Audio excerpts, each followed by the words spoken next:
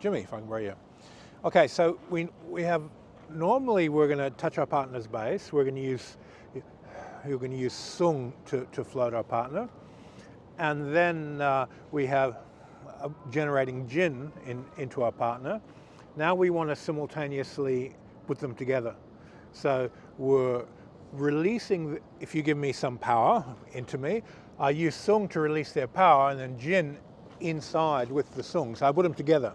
It's like you're mixing relaxation and opening the joints and producing energy, but because you're doing it in such a way that the sung is a little bit more dominant than the jin, your own tension doesn't reveal itself as much.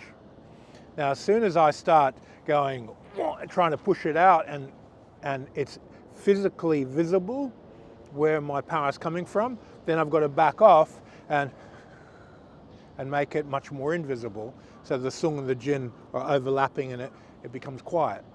And as soon as you have that, then your partner can just touch the arms, and then you can emulate any movement from your Tai Chi form or whatever martial art you're doing and integrate it in.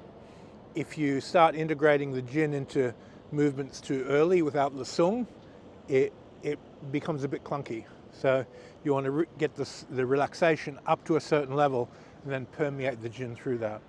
And it's one of the methods of amplifying power. You just send a wave of relaxation out, and the power is underneath it and inside of it.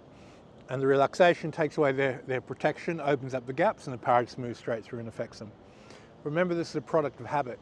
So whatever habit you have with your energy, that's what it's going to do.